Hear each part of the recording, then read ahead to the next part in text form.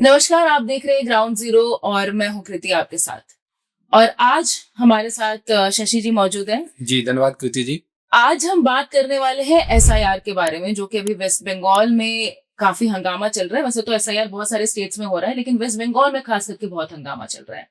और इसी बीच बीजेपी के जो स्टेट प्रेसिडेंट है, उनका एक स्टेटमेंट आया है जहां पर उन्होंने इलेक्शन कमीशन को निमंत्रण दिया है। उनको बोला है कि आप आइए वेस्ट बंगाल और जितनी भी बॉर्डरिंग इलाका है, जैसे कि मुर्शिदाबाद हो गया, आपका साउथ और नॉर्थ 24 परगनाज हो गया, यहाँ पर आकर के आप एक बार देखिए कि आखिर चल क्या रहा है।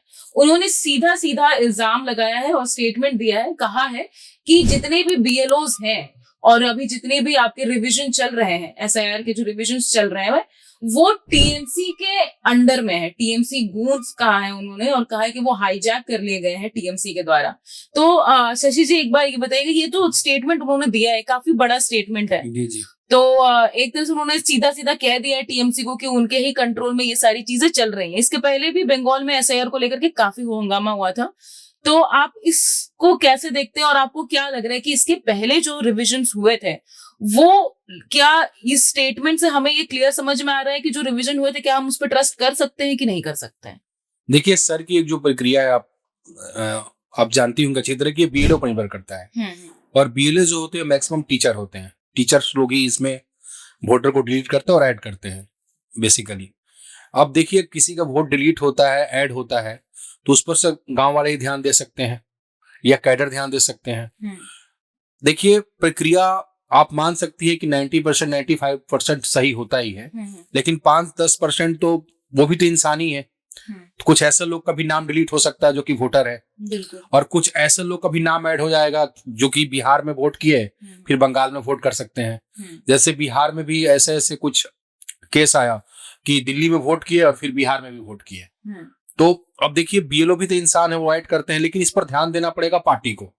लेकिन जिस पार्टी का बहुत मजबूत कैडर नहीं होगा तो कैसे ध्यान देगा, नहीं दे पाएगा। लेकिन जिसके पास सरकार होगा वो तो सरकार के द्वारा ध्यान दे देगा। तो इसमें मुझे ये लगता है कि जिसके पास सरकार होगा उसका थोड़ा कंट्रोल होगा इस प्रक्रिया में।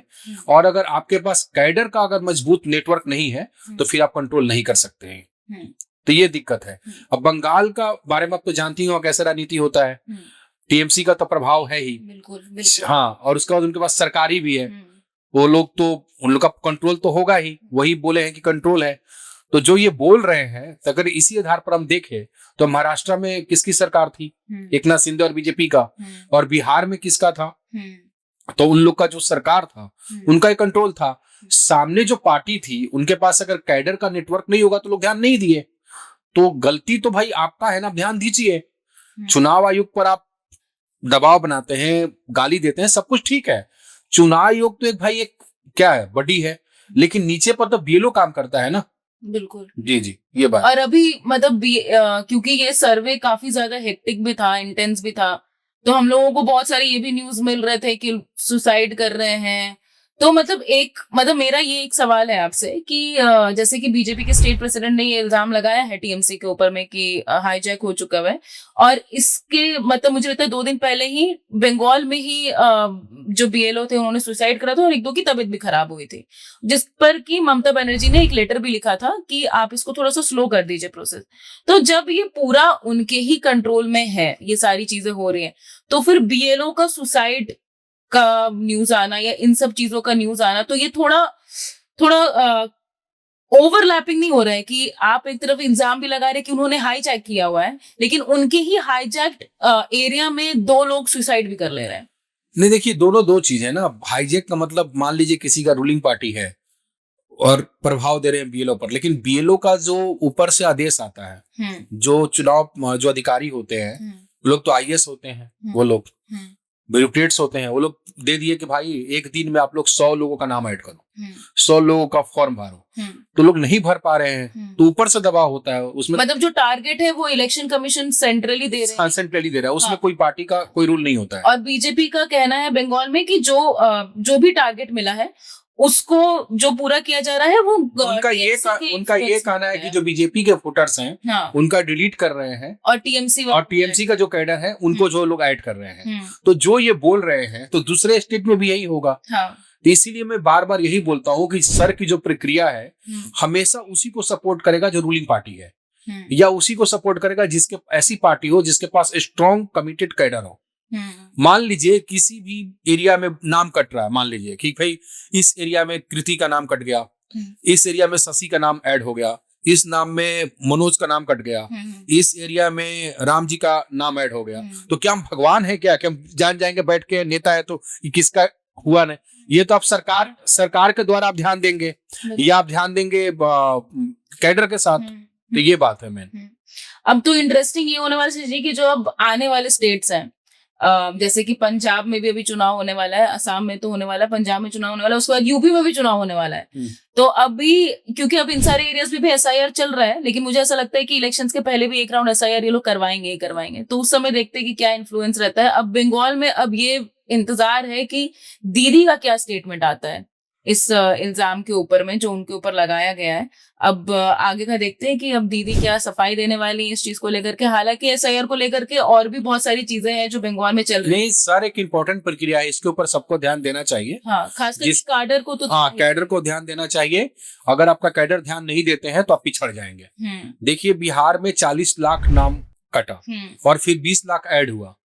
तो आज राजद से जाके पूछिए, तेजस्वी यादव से पूछिए, या कांग्रेस के जो अध्यक्ष थे राजेश राम जी, उनसे पूछेंगे तो उनको पता ही नहीं होगा कि किसका नाम ऐड हुआ, बिल्कुल किसका नाम। तो भैया आप ये तो अगर इतना नाम ऐड हुआ, इतना नाम कटा, तो ये तो पूरा वोटिंग का भी पूरा खत्म कर देगा।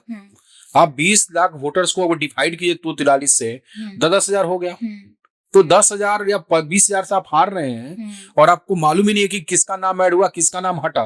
तो आप कैसे बता सकते हैं कौन जीत रहा है कौन नहीं हार रहा है? तो जो छोटी पार्टियां शशि जी, जो रीजनल छोटी पार्टियां हो गई, वो तो बहुत ज्यादा डैमेज हो जाएंगे। बहुत ज्यादा डैमेज होंगी। वो तो स्टैंड भी नहीं कर पाएंगे। कहाँ आपके पास अगर कैडर नहीं है तब तो फिर उनका इसी पर बात, जो छोटी पार्टी है उनको यही विश्वास होगा कि इलेक्शन कमीशन ठीक से काम कर ले। लेकिन इलेक्शन कमीशन तो निर्जीव है ना, ऊपर से ब्यूरोक्रेट्स बोलते हैं, नीचे तो बीएलओ काम करते हैं ना भाई, उन पर तो दबाव देख भी नहीं सकते कि क्या हो। हाँ, और बीएलओ जो होते हैं वो लोग तो टीचर होते हैं और उन पर तो लोकल जो बडीज है, लोकल जो लीडर्स हैं, उन पर दबाव बनाते हैं वो लोग। तो सब लोग जानते हैं।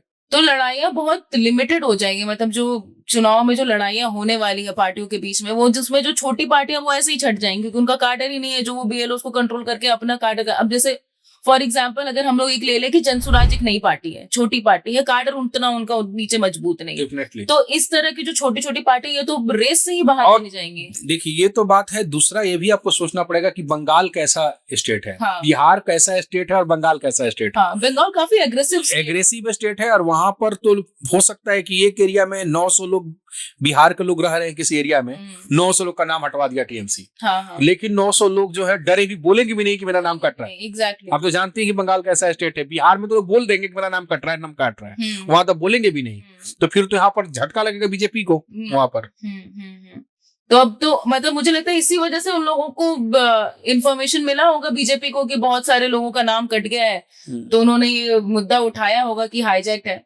अब देखना है कि अब इसका सोल्यूशन आपको क्या लगता है कि अगर ऐसा कुछ स्टेटमेंट आया है तो बीजेपी या फिर इलेक्शन कमीशन इसको कुछ टाइटन अप करेगी बंगाल में? क्योंकि बंगाल में बीजेपी ने अपनी जान लगा दी है। पिछले चुनाव में, पिछले बार भी हमने देखा था कि बीजेपी ने बहुत जान लगाई थी बंगाल जीतने के लिए और इस बार भी लगा दी है। तो अगर ये मुद्दा सही में है और टीएमसी ने हाईजैक, मतलब टीएमसी के जो लोग हैं वो तो हाईजैक होंगे ही ना। बंगाल में तो हाईजैक होंगे ही, आप जानते ही। बीजेपी क्या इसको, मतलब इलेक्शन कमीशन इसको कैसे फिर ठीक भी कर सके, क्योंकि उनके लिए बंगाल तो बहुत जरूरी है। तो इलेक्शन कमीशन तो कुछ नहीं कर सकता क्योंकि इलेक्शन भी कैडर ही कर सकती है जो करेंगे। कैडर है और जो नेता है लोग जाके हर बूथ में उन ध्यान दे कि किसका नाम कट रहा है और किसका नाम ऐड हो रहा है, बस। क्योंकि आप कुछ नहीं कर सकते हैं, क्योंकि नीचे तो बीएलओ ही काम करेगा ना। बीएलओ तो टीचर हैं। टीचर्स कौन है? वेस्ट बंगाल के टीचर हैं, वो वहाँ के लोकल हैं। उस पर आप कुछ नहीं कर सकती हैं। भाई महाराष्ट्र में नाम ऐड हुआ, नाम डिलीट हुआ, बिहार में नाम ऐड हुआ, डिलीट किया। जितनी पार्टियां सब लोग चिल्ला रही थी, क्या किए? कुछ नहीं किए। इलेक्शन कमीशन भी क्या किए? कुछ नहीं किए। आप जमीन पर ध्यान दीजिए तभी कुछ होगा, वरना कुछ नहीं होगा। वहां सरकार भी आपका नहीं है। बिहार में आपका सरकार था, ध्यान दिए आप। महाराष्ट्र में आपका सरकार था, आपने ध्यान दिया। वहां पर आपका सरकार भी नहीं है।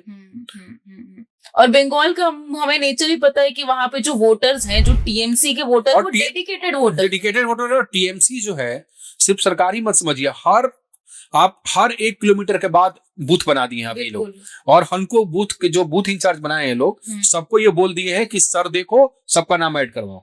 हाँ, कार्डर उनकी बहुत डेडिकेटेड है और बहुत डेडिकेटली काम भी कर रही है।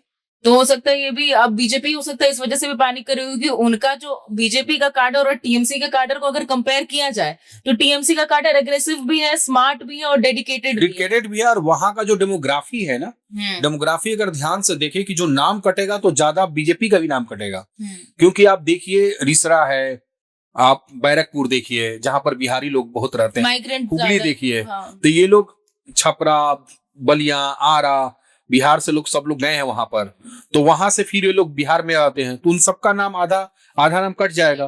तो किसको वोट काट देते थे वो लोग? अब देखिए मथुआ राजवंशी, ये 2 लोग बीजेपी को ही वोट देते हैं, इनका भी नाम ज्यादा कटेगा, तो ये लोग नाराज होंगे कि बीजेपी ने क्या लाया सर यार, मेरा नाम, लोगों का नाम कट रहा है। तो लोग तो नाराज होकर हो सकता है बीजेपी को वोट नहीं करके टीएमसी को ही दे वोट दे। क्योंकि बीजेपी जो स्ट्रांग है वो हिंदी स्पीकिंग बेल्ट एरिया में ही स्ट्रांग भी है। जो बंगाल का जो डेमोग्राफी है उसमें अगर नाम ज्यादा कटेगा तो बीजेपी का ही कैडर का नाम कटेगा, बीजेपी वोटर का ही नाम कटेगा। ऐसा है। बिहार का ऐसा था कि जो डेमोग्राफी ऐसा है कि जो नाम कटेगा तो ज्यादा कटेगा आरजेडी और कांग्रेस का ही कैडर कटेगा। ये था। बहुत बहुत धन्यवाद शशि जी हमारे साथ जुड़ने के लिए। तो अब देखते हैं कि एसआईआर पर अब क्या प्रतिक्रिया ममता बनर्जी की होती है, जो उनके ऊपर ये इल्जाम लगाया गया है बीजेपी के द्वारा। ममता बनर्जी इसके ऊपर कैसे रिएक्ट करती है। हालांकि एसआईआर को लेकर के वेस्ट बंगाल में बहुत सारे न्यूज़ेस चल रहे हैं, आरोप प्रत्यारोप का सिलसिला पिछले 1-2 हफ्ते से चला आ रहा है और अब इलेक्शन में ज्यादा समय भी नहीं रह गया है। तो वेस्ट बंगाल और बाकी सारे स्टेट से जो भी खबरें आएंगी हम आपके साथ जरूर शेयर करेंगे। हमारे साथ जुड़े रहिएगा और चैनल को सब्सक्राइब कर लीजिएगा अगर अभी तक नहीं किया है, और इस वीडियो को शेयर जरूर करिएगा। धन्यवाद।